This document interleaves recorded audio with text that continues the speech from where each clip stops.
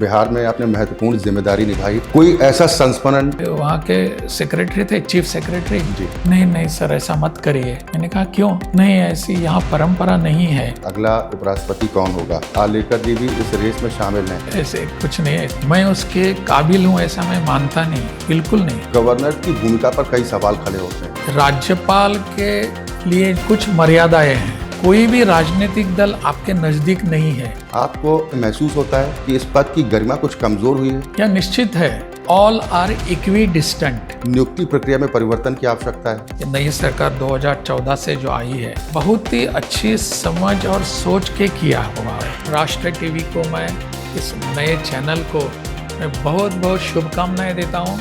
इस सब पूरे माहौल में आपकी एक अलग सी पहचान बनाए रखें, यही मेरी आपके लिए शुभकामना और अपेक्षा है। नमस्कार, राष्ट्र टीवी देख रहे हैं आप और मैं हूं आपके साथ अक्षय ठाकुर। आज हमारे साथ मौजूद हैं एक ऐसी शख्सियत जो किसी परिचय का मोहताज नहीं है। गोवा की राजनीति में जो सक्रिय भूमिका उन्होंने निभाई और उसके बाद अब गोवा के बाहर भी वो ऐसे पद पर हैं जिसकी वो शोभा बढ़ा रहे हैं। चाहे वो बिहार के राज्यपाल के तौर पर हो, हिमाचल प्रदेश के राज्यपाल के तौर पर भी उन्होंने जिम्मेदारी संभाली और मौजूदा वक्त में वो केरल के गवर्नर के तौर पर पद की शोभा बढ़ा रहे हैं। जी हाँ, हम बात कर रहे हैं राजेंद्र विश्वनाथ आर्लेकर साहब की। सर, बहुत स्वागत है आपका राष्ट्र टीवी में। नमस्कार। नमस्कार। सबसे पहले तो आपकी जन्मभूमि गोवा में आपका बहुत स्वागत है। कितना गुड फील कर रहे हैं आप? हमेशा घर जब आते हैं तो गुड फील होता ही है। तो मुझे आज भी, मैं अभी गोवा में आया हूँ लगभग 1 महीने के बाद, तो मुझे लगता है कि ठीक है, अच्छा माहौल है यहाँ का जी। तो इसमें थोड़ा और भी मैं कंफर्टेबल होता हूँ। बहुत सुंदर है। गोवा की सुंदरता के चर्चे तो पूरी दुनिया भर में, विश्व भर में रहते हैं, लेकिन मैं सर आपसे ये जानना चाह रहा हूँ, एक सक्रिय राजनेता के तौर पर आपने गोवा की पॉलिटिक्स की और कई कीर्तिमान भी स्थापित किए और इसके बाद अब एक गवर्नर की भूमिका आप निभा रहे हैं। बेहतर भूमिका आपको कौन सी लगी? दोनों भूमिकाएं अपनी अपनी जगह पर बेहतर हैं। जी। राजनीति में भी, सक्रिय राजनीति में भी काम करना, ये उसका एक अलग सी बात है, वो एक अहम भूमिका हो सकती है क्योंकि वहाँ भी आपको लोगों के साथ ही, लोगों के लिए ही करना है और वहाँ जाकर लोगों के लिए काम करना है। तो राजनीति में, जैसे मुझ जैसा छोटा कार्यकर्ता राजनीति में आकर कुछ कमाने के लिए, कुछ खुद के लिए प्राप्त करने के लिए बिल्कुल नहीं आया था। हम तो यहाँ आकर, हमको एक सेवा का एक अवसर है जी। लोगों के देने का, और एक मार्ग है। और भी मार्ग हो सकते हैं लेकिन राजनीति भी एक मार्ग है। जी। तो इसीलिए इसको इस ढंग से देखकर हम काम करने आए थे। जी। तो इसीलिए ये एक अवसर, बहुत अच्छा अवसर मुझे मिला और इसमें अंतर वो तो मैं नहीं करूँगा। जैसे कि मैंने कहा कि अगर आज मैं राज्यपाल हूँ, वहाँ भी सेवा करने का अवसर है, उसके ढंग, उसके तरीके अलग हैं, नहीं ऐसा नहीं। तो वहाँ भी सेवा करने के लिए, अगर मन में आपके, हम समाज के लिए कुछ करने के लिए यहाँ आए हैं, जहाँ भी जाएं, तो बाकी और कोई समस्याएं आती नहीं उतनी। बिल्कुल, राजनीति सेवा का ही मार्ग है।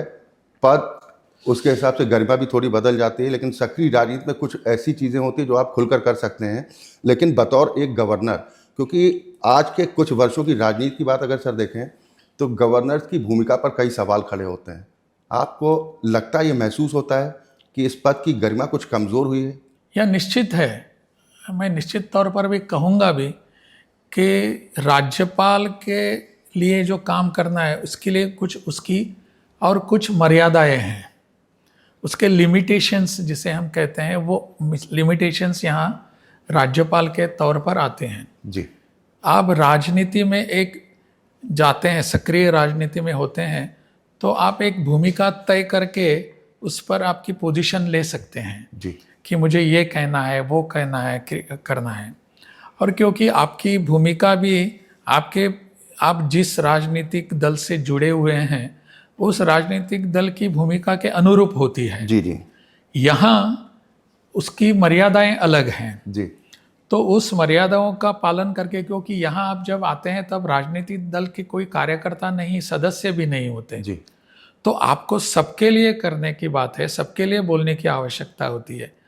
तो इसमें और बोलते समय सोच समझ के थोड़ा और भी ज़्यादा, यहाँ गलतियाँ होने के लिए जी माफ़ी नहीं है। जी जी तो यहाँ आपको गलतियाँ करने से पहले भी बहुत बार सोचना पड़ता है, और इस कारण यहाँ एक नया सोचने का दौर शुरू होता है, जी और वो सोचने का सबके लिए सोचने की आवश्यकता होती है, सबके लिए। जी कोई भी राजनीतिक दल आपको आपके नज़दीक नहीं है, ऑल आर इक्वी डिस्टेंट, जी सब अपनी सभी एक दूरी पर होते हैं। जी तो इस दायरे में रहकर काम करने का अवसर मिलता है, परंतु इसकी भी, मैंने कहा, इसकी एक मर्यादा है, इसकी एक चौकट है। जी जी। उस चौकट के अंदर ही रहकर आपको काम करना होता है। क्या ऐसे कुछ आपको लगता है कि कुछ एग्जाम्पल्स हाल के दिनों में सामने आए कि जो आपने कहा कि एक मर्यादा, एक चौखट है, इस चौखट को लांघने की भी कोशिश हुई? नहीं, वो चौकट में ऐसा मैं नहीं कह पाऊँगा, परंतु जब यहाँ हो तो जैसे कि समझ लीजिए कि मैं पूर्व में जिस राजनीतिक दल से मैं जुड़ा हुआ था, जी आज मैं उसका सदस्य भी नहीं हूँ, लेकिन उस राजनीतिक जुड़ाव के कारण उनकी जो अपनी आइडियोलॉजी थी, उनके जो कुछ तत्व थे, तो उस तत्वों को ही लेकर मैं यहाँ आकर काम करूँगा, ऐसा मैं सोच भी नहीं सकता। जी जब मैं हिमाचल में गया उस समय एक अलग पार्टी की सरकार थी, बाद में थोड़े दिनों के बाद, चुनाव के बाद, दूसरे पार्टी की सरकार आ गई, जी तो मुझे दोनों ही समान रूप से उनके सामने मुझे पेश होना पड़ता है, या उनको मैंने अपनाना पड़ता है। जी जब मैं बिहार में गया तब मुख्यमंत्री जी एक पार्टी के तरफ थे, जी बाद में वो दूसरी पार्टी के तरफ चले गए, और वहाँ जाकर दोनों उनकी जो भूमिकाएं थी, जी उन दोनों को मुझे अपनाना पड़ रहा था। जी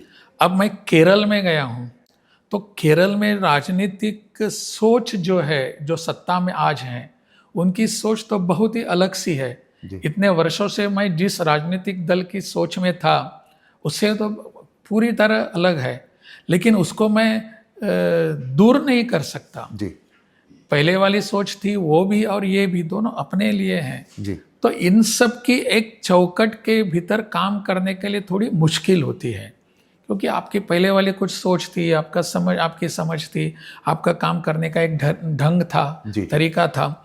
यहाँ आकर थोड़ा सा अलग होता है। जी और ख़ास करके मैंने अभी केरल में जो देखा कि वहाँ के सत्ता दल की एक सोच है, वो अपनी सोच के अनुसार काम करते हैं। जी कभी वो हमको अच्छी लगती है, कभी वो हमको ठीक नहीं लगती, जी। लेकिन फिर भी मेरा अच्छा लगना, मुझे अच्छा लगना या ठीक नहीं लगना, ये मैं बाहर जाकर उनके साथ बोल नहीं सकता, और बोलना भी नहीं चाहिए। आपको लगता है कि आज की डेट में एक गवर्नर के तौर पर काम करना बहुत चुनौतीपूर्ण है, क्योंकि विपक्ष सीधा आरोप लगाता है निष्पक्षता पर? वो हर जगह मैंने देखा है। जी जब जो सत्ता में जो होते हैं, उनको लगता है कि ये अगर हमारे नज़दीक है जी तो वो कुछ कहेंगे नहीं, लेकिन जो विपक्ष में जो हैं, जी उनको लगता है कि ये हमारी सोच के बाहर के हैं, जी तो आप पर वो आरोप करते रहते हैं जी कि ये जो है हमारे अनुरूप काम नहीं कर रहा है। जी वो इसकी निष्पक्षता के बारे में उनको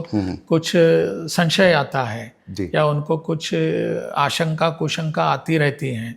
ऐसा मैंने तीनों राज्यों में देखा, जी और उनको लगता है कि ये हमारे अनुरूप नहीं है, जी लेकिन जब आप उनकी बात मानते हैं तो लगता है हाँ, ठीक ढंग से ये कर रहे हैं। लेकिन ये उनका हर जगह मैंने देखा है, जो विपक्ष जो होता है वो ऐसे आरोप करते रहते हैं। कई बार उन्होंने भी सोचना चाहिए, जिस ढंग से राज्यपाल भी सोचता है कि ये सभी हमारे मेरे दल हैं, जी उस समय उन्होंने भी सोचना चाहिए कि राज्यपाल आए हैं, वो हमारे साथ काम करने के लिए आए हैं।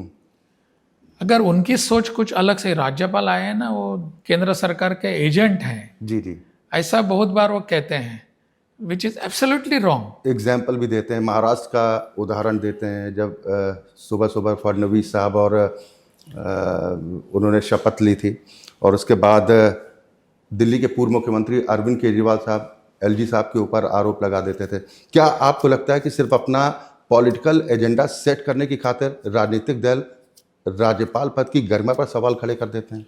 बिल्कुल, वो उनका अपना अपना एक तरीका है, उतना उतना आप उनका जो एजेंडा है, कार्यक्रम है, जी उसको अगर आँच आती है जी तो कहते हैं कि राज्यपाल इसके लिए दोषी हैं। जी वो अगर ठीक ढंग से चलते हैं तो राज्यपाल ठीक है।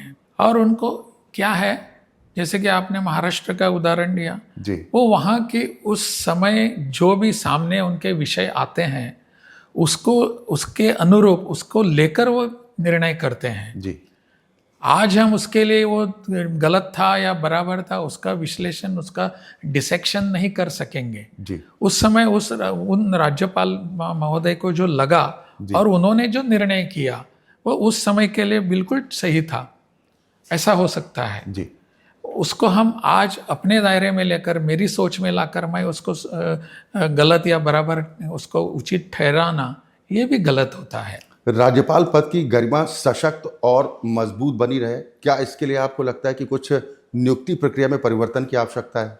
परिवर्तन की आवश्यकता जैसे क्या होता है, जैसे जैसे केंद्र में सत्ता में आने वाला दल बदलता है जी उसके अनुरूप उसकी आवश्यकता बदलती है या होती है या नहीं होती है। जी मैंने आजकल देखा है कि आज की सरकार के दरमियान, ये नई सरकार 2014 से जो आई है, इस सरकार के दरमियान उन्होंने जो राज्यपालों की नियुक्ति की है जी उसको उन्हें बहुत ही अच्छी समझ और सोच के किया हुआ है। जी जैसे किसी को भी उठाकर यहाँ लाया उन्होंने और उसको बिठाया, चलो जैसे अंग्रेजी में रिहेबिलिटेशन ऑफ अ कार्यकर्ता, जी ऐसा जो कहते हैं, वैसा नहीं किया उन्होंने। उन्होंने सोच समझ के किया, किसका पुनर्वसन करने के लिए बिठाया नहीं, वो अभी मैंने उसको बिठाया, चलो आज राज्यपाल बनाएंगे। जी ऐसा किस जमाने में हुआ होगा, लेकिन मैंने देखा है कि आज के दौर में ऐसा नहीं होता।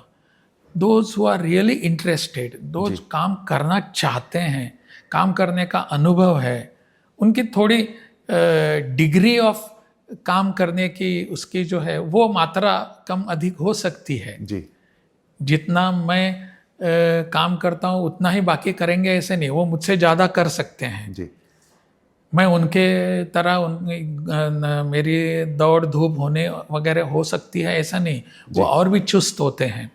तो ऐसे लोगों को आज इन्होंने लाया है और राज्यपाल के पद पर बिठाया है। जी ऐसे लोग जब घूमते हैं, फिरते हैं, कार्यक्रम करता है, तो निश्चित रूप से उस पद की गरिमा बढ़ती जाती है। जी निश्चित रूप से लोगों को भी लगता है कि गवर्नर जो आए हैं, राज्यपाल जो आए हैं, लोगों के लिए है। अभी जो सरकार है यहाँ के, मैं दो चार बार हमारी हर वर्ष एक गवर्नर्स कॉन्फ्रेंस होती है। जी उस गवर्नर्स कॉन्फ्रेंस में परमादरणीय अपने राष्ट्रपति जी होते हैं, उपराष्ट्रपति जी होते हैं, प्रधानमंत्री होते हैं, गृह मंत्री होते हैं, आवश्यकता के अनुसार अन्य मंत्री कभी आते हैं जाते हैं, उनसे बातचीत के लिए 2 दिनों की कॉन्फ्रेंस होती है। जी तो इस 2 दिनों के दरमियान जब वो बोलते हैं, खास करके प्रधानमंत्री जब लोगों के सामने, सब राज्यपालों के सामने विषय रखते हैं, वो राज्यपाल कितने सक्रिय होने चाहिए इसके लिए उस पर जोर देते हैं। जी और उनका हमेशा एक कहना होता है, governor should be a people's governor, जी लोगों का गवर्नर होना चाहिए।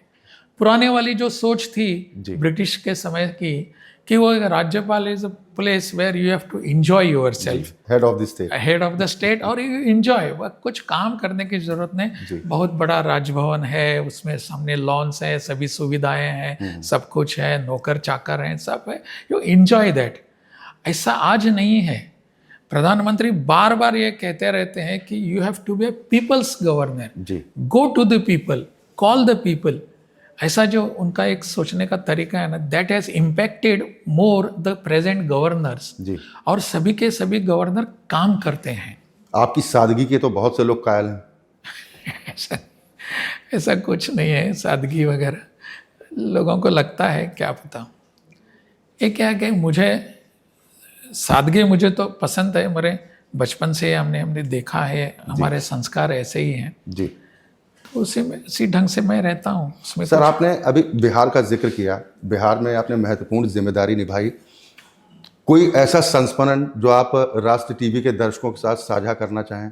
क्या कहूँगा मैं, वैसे मैं बिहार में गया था वो सीखने के लिए गया, ऐसा मेरा मानना है अभी।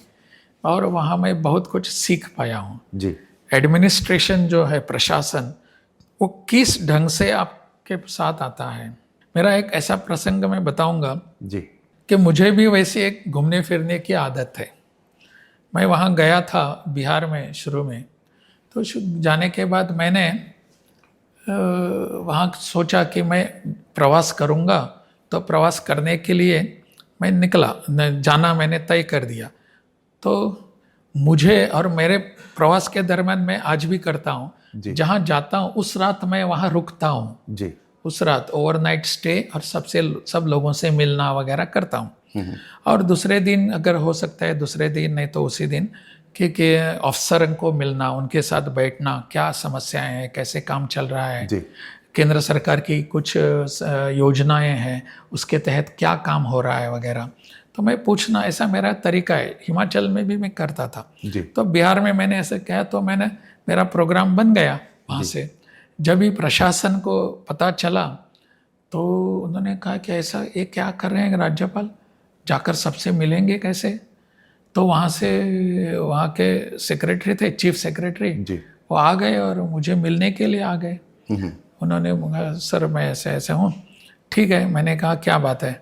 नहीं, आप जाएंगे 2-4 दिनों के बाद, आपका प्रोग्राम है एक जगह, मैं नाम नहीं बताऊंगा, वहाँ जाना है आपका, और वहाँ के ज़िले के सभी अधिकारी, उनसे आप मिलने वाले हैं, बात करने वाले हैं। हाँ हाँ मिलना चाहिए मुझे। नहीं नहीं सर ऐसा मत करिए। मैंने कहा क्यों। नहीं ऐसी यहाँ परंपरा नहीं है। मैंने कहा परंपरा नहीं तो नई परंपरा बनाएंगे ना हम। जी नहीं आप नहीं मिलना चाहिए आप, ऐसा हमारा कहना है। हमारे ऊपर वाले लोगों ने भी हमको बताया है कि आपको नहीं मिलना चाहिए। जी मैंने कहा ऐसे कैसे, मैं तो जाऊंगा और मिलूंगा, और नहीं मिलना चाहिए तो मुझे बताइए, आपके नहीं मिलेंगे ऑफिसर आपके, जी मैं इसको रिकॉर्ड करूंगा कि आपके ऑफिसर बुलाने के बावजूद नहीं आई है, they are violating that protocol. और गवर्नर साहब बुलाते हैं तो आपको आना ही चाहिए। जी नहीं आएंगे तो नहीं आएंगे, मैं और कुछ फोर्स नहीं करूंगा, but I will put it on record. I see that this will enter in there what is that annual report, वो अफसर के, I will see that it is, because I will be writing to the, क्योंकि वो बहुत से सारे IAS officer होते हैं, जी तो दिल्ली में मैं लिख दूंगा इनको, सबके करूंगा मैं, आप मत भेजिए उनको। नहीं नहीं ऐसा नहीं, तो फिर क्या है, नहीं आपने नहीं जाना चाहिए वगैरह। जी then at the last moment they admitted, sir नहीं सर वो आपको आकर मिलेंगे, ये करेंगे वगैरह। जी तो this is how administration, I don't know whether it was administration और समबडी एल्स, जी लेकिन वो they were trying to do this वहाँ। और एक इसी को जोड़ के और एक बात मुझे आ गई, तो मैं वहाँ जा रहा था, तो उस समय मैं चॉपर लेकर जाने वाला था। जी तो मुझे एडमिनिस्ट्रेशन की तरफ से कहा गया, आप वहाँ जाकर सभी अफसरों को मिलेंगे वगैरह है, तो आपको चॉपर नहीं मिलेगा। जी इतनी धृष्टता उन्होंने दिखाई मुझे कहने की। मैंने कहा वेरी नाइस। मैंने कहा मेरे ADC को पूछा कि हमारी गाड़ी वगैरह तैयार है ना। हाँ है। कितने बजे निकलने वाले हैं उस दिन। तो उन्होंने कहा सर हम 9 बजे निकलेंगे, और वहाँ जाने के लिए ठीक है हम और 3 घंटे पहले निकलेंगे, सुबह 6 बजे निकलेंगे। मुझे सुबह उठने की आदत है जी कोई बात नहीं, मैं जाएंगे वहाँ हमसे। हमने कहा ठीक है गाड़ी तैयार करो हम जाएंगे। चॉपर नहीं देते तो नहीं देंगे, हमें चॉपर के थोड़े हम चॉपर लेकर ही हमारा जन्म थोड़ा ही हुआ है। बिल्कुल, आपने कहा भी ना कि गवर्नर तो जनता के लिए होता है, और कई बार जब जाएंगे सरकार से उम्मीदें पूरी नहीं होती हैं तो आम जनता सीधे गवर्नर हाउस का रुख भी करती है, और आप लोग मुलाकात भी करते हैं और कैसे उनकी समस्याएं दूर हों उसके लिए आप प्रयास भी करते नहीं। हैं। इसमें एक बात ऐसे है कि जब मैं चॉपर छोड़ के वहाँ से गाड़ी से गया जी तो सब लोगों को इसमें पता चला, सब रोड पर रास्ते में लोग खड़े थे, जी तो मुझे उनके लिए रुकना पड़ रहा था। और इसको तो गवर्नमेंट इससे और भी हदबल हो गई, जी क्योंकि अरे हम तो चाहते थे कि ये लोगों के साथ नहीं जाए, अभी हमने उनको चॉपर नहीं दिया तो रोड से गए, तो सब लोगों को मिलते मिलते जा रहे हैं। जी तो उन्होंने बाद में कहा कि नहीं आपको चॉपर भी से दे जाएंगे। देंगे। बिहार में आपने बोला कि बिहार का एक्सपीरियंस थोड़ा अलग है। बिहार में बतौर गवर्नर आपको लगा कि चुनौती ज़्यादा थी, या केरल में आपको लग रहा है कि काम करना ज़्यादा कठिन? कठिनाई कठिन और कठिन नहीं होना, ये आपके भीतर होता है, स्वभाव के भीतर होता है। जी मैं वैसे हर सिचुएशन को चैलेंज के रूप में स्वीकारता हूँ। और मुझे काम करना है। यह बात है, थोड़ा सा ज़्यादा समय केरल में देना पड़ता है। जी केरल अपना प्रदेश है, वहाँ के सरकार की सोच अलग है, वहाँ के काम करने का तरीका अलग है, ढंग अलग है, सब कुछ है। इतने वर्षों से काम करते आए हैं और एक दूसरी सोच रखने वाला एक अगर आदमी वहाँ राज्यपाल करके आया है तो उनको भी लगता है कि ये कुछ क्या करेगा सब कुछ। अभी तो मुझे 6 महीने हो चुके हैं, जी वो 6 महीने इसी में गए एक दूसरे को परखने में, कौन कहाँ है, कौन कितने पानी में है, क्या है, इसको देखने में हमारा समय गया है। जी तो लेकिन फिर भी मैंने वहाँ, मैं जानता था थोड़ा सा रुख उस सरकार में जो है, तो मैंने शुरू से ही मेरा एक रवैया ऐसा रखा है कि I have not come here for confrontation, I have come here for cooperation. जी मुझे कोऑपरेशन चाहिए, कॉन्फ्रंट्रेशन तो कोई भी कर सकता है, लेकिन मैं कॉन्फ्रंट्रेशन के लिए यहाँ नहीं आया हूँ। जी यह बात उन सरकार के और उन सरकार के पार्टी के लोगों को बहुत अच्छी लगी। ये दिक्कत थोड़ी तब भी बढ़ जाती है कि जैसे आपने कहा कि ठीक है हम किसी एक राजनीतिक दल से जुड़े होते हैं, लेकिन जब गवर्नर की भूमिका में आते हैं तो हम किसी दल के नहीं रह जाते, हम लोगों के हो जाते हैं। अगर अपनी विपरीत विचारधारा की पार्टी अगर वहाँ पर सरकार में हो तो क्या उनके साथ काम करना ये ज़्यादा चैलेंजिंग हो जाता है? हाँ, चैलेंजिंग होता ही है ना, स्वाभाविक है। जो आपके विचारधारा के साथ हैं या आपके विचारधारा से नज़दीक होते हैं, जी। उनके साथ काम करने में ज़्यादा कठिनाई तो होगी ही नहीं। जी लेकिन जो दूसरी विचारधारा रखते हैं, जी उनके साथ कम करना, बैठना, उनको समझना, उन्होंने मुझे समझना, ये सब उनके लिए भी तकलीफ होगी, मुझे भी होगी। जी ऐसा दोनों के लिए हो सकता है, होता ही है। जी जैसे कई राज्यों में इस तरह के एग्जाम्पल्स हैं कि ब्यूरोक्रेसी और राजभवन के बीच में टकराव, जैसे बिहार का संस्मरण का भी आपने जिक्र किया है, के पाठक साहब एसीएस हुआ करते थे। कई बार ऐसा टकराव देखने को मिला कि राजभवन से बुलाया जाता था लेकिन वो प्रोटोकॉल का पालन नहीं करते थे और बुलाने के बावजूद नहीं पहुंचते थे। क्या ब्यूरोक्रेसी हावी होने की कोशिश करती है कई जगह? ऐसा सब जगह मेरा अनुभव है। जी ब्यूरोक्रेसी जो है अपनी, वो सब जगह मैंने अनुभव किया है। ये मैंने गोवा में भी अनुभव किया है, जी हिमाचल में किया है, बिहार में किया है और केरल में भी किया है। जी ब्यूरोक्रेसी को लगता है सरकार किसी भी पार्टी के होने दीजिए, जी लेकिन वहाँ ब्यूरोक्रेसी है, उसको लगता है हम ही सरकार चला रहे हैं और हमें के विचारों पे आधार पर ये नए आए हुए जो गवर्नर हैं वो भी चलने चाहिए। So they try to just come and see that you are working according to their whims and fancies. जी उनको लगता है कि ऐसा करना चाहिए, then they go on doing this. तो ऐसा है, ब्यूरोक्रेसी का ऐसा एक विचार है। ऐसा नहीं है कि सब ब्यूरोक्रेट्स ऐसे होते हैं, लेकिन ये उनकी संख्या ज़्यादा है जी इसमें, कि जो सोचते हैं कि हमारे हिसाब के अनुसार ये चलना चाहिए सब कुछ। जी जी ऐसा है। आपने सर हिमाचल प्रदेश का जिक्र किया, खूबसूरत स्टेट है, छोटा स्टेट है, वहाँ का आपका अनुभव कैसा रहा? खासतौर पर जिस वक्त आप वहाँ थे, सरकारी खजाने की क्या स्थिति थी?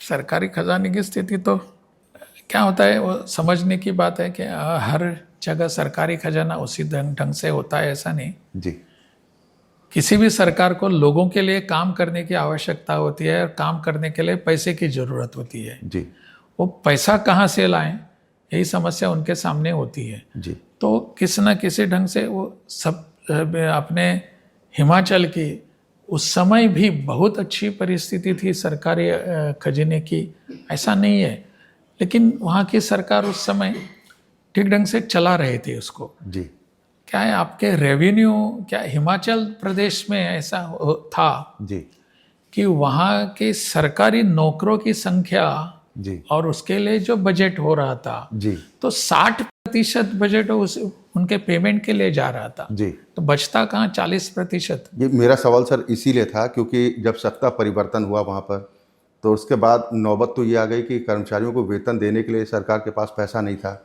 और मौजूदा वक्त में स्थिति है कि वहाँ के गवर्नर साहब के लिए मर्सिडीज बेंज खरीदने की तैयारी, 90 लाख रुपए से ज़्यादा की कीमत है। क्या आपको लग रहा है कि ये चीज़ें ज़रूरी हो जाती हैं खासतौर पर उस स्टेट के लिए जहाँ पर सरकारी खजाने की हालत जो है वो थोड़ी खस्ता हो? नहीं, मैं इसमें ज़्यादा कमेंट करना नहीं चाहूँगा इस पर। कि किस गवर्नर साहब ने क्या करना चाहिए, कैसे करना चाहिए, वो सरकार की तरफ से उपलब्ध कराई जा रही सर हाँ, नहीं वैसा होता ही है वहाँ। मैं मेरे 2 आपको उदाहरण बताऊंगा। है। जी मैं जब हिमाचल में था जी तो मैं सोच रहा था कि वहाँ उसी समय एक मर्सिडीज थी पहले से ही, जो मेरे लिए चल रही थी। जी हमको वैसे हमने मर्सिडीज नाम की चीज़ कभी देखी ही नहीं थी क्या होता है, तो वहाँ जाकर हमने देखी ये मर्सिडीज होती है तो बैठ गए, घूमने लगे। लेकिन बाद में हमने सोचा कि एक वहाँ की ईवी चाहिए मुझे, जी इलेक्ट्रिक व्हीकल। इलेक्ट्रिक व्हीकल चाहिए, ताकि वो पर्यावरण से पूरक होती है, ये होते हैं, ऐसा सोच कर। जी तो वहाँ मैंने सोचा कि करना चाहिए। तो उन्होंने मेरे बाकी स्टाफ थे, उन्होंने ऑफिसर्स वगैरह, उन्होंने किसी को बुलाया। जी तो उन्होंने मुझे बताया ये एक है, 2-3 प्रकार की गाड़ियाँ लाई उन्होंने वहाँ दिखाने के लिए मुझे। जी एक मर्सिडीज़ की थी, एक लैंड रोवर की थी, एक कौन सी थी मैं भूल गया। तो ऐसे इन सब के, और इन सब की मैंने अच्छी थी। वहाँ हिमाचल में एसयूवी ही गाड़ी अच्छी होती है, जी वो सेडन गाड़ी ठीक नहीं होती। पहाड़ी रास्ते हैं। पहाड़ी रास्ते होते हैं, ऊपर जाना नीचे आना, और उसका ये भी अंतर भी ज़्यादा होना चाहिए, नीचे वाला जो होता है वो एक्सेस का गैप, जी क्योंकि वहाँ ऊपर नीचे ज़्यादा होता है।